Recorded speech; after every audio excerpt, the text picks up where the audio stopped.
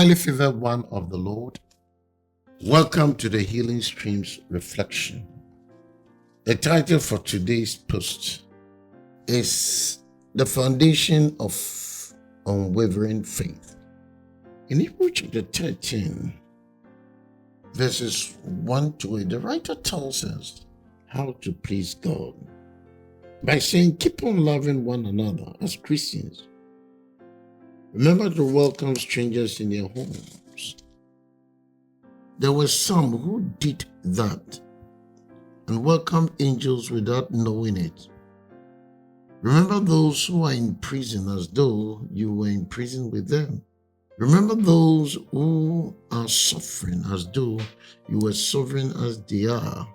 Marriage is to be honored by all, and husbands and wives must be faithful to each other.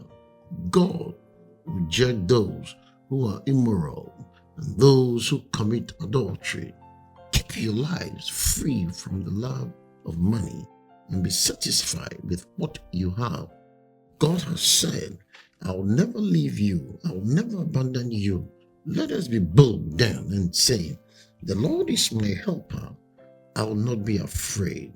What can anyone do to me? Remember your former leaders who spoke God's message to you. Think back on how they lived and died and imitate their faith. Jesus Christ is the same yesterday, today, and forever. Amen. There is this anonymous writer who declared, blessed are those who listen, for they shall learn. Beloved, when the storms of life blow across your path, where do you turn? Do you find a friend who will listen to you as you struggle to make sense of your circumstance? Or do you brood quietly because no one will listen? C.S. Lewis once said that pain is God's megaphone. Unfortunately, many Christians will not spend quality time with God until they absolutely have to. Sadly, this is as true for Christians as it is for unbelievers. We become so preoccupied with our daily routine that our prayer life is reduced to muttering a quick thanks and listening various requests as we drive to work or finish putting away the breakfast dishes. Really do we take time to sit still and listen to God's voice?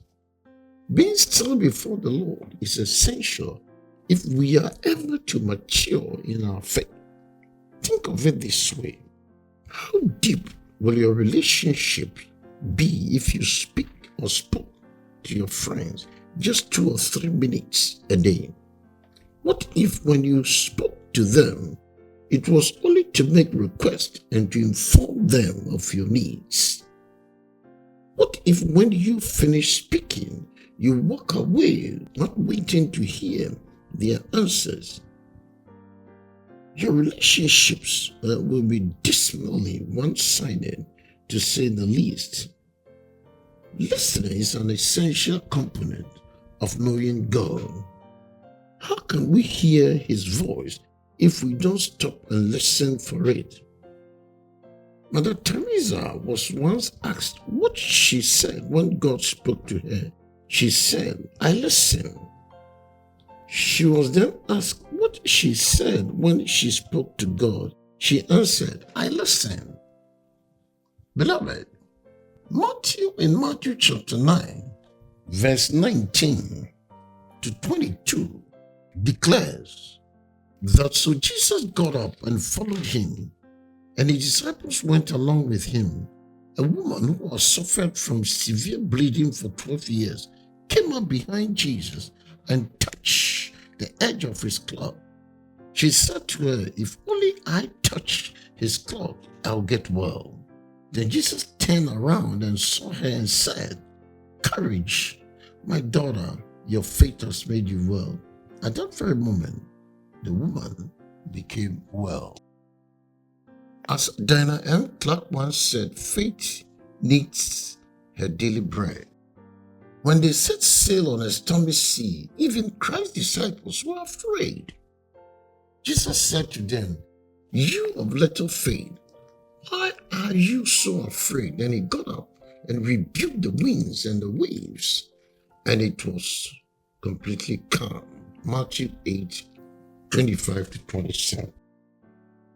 You may be faced with a similar situation. It is easy to give in to fear and doubt when things all around you are in a state of turmoil. The important thing to remember is that if Christ is in you, he will be faithful to you.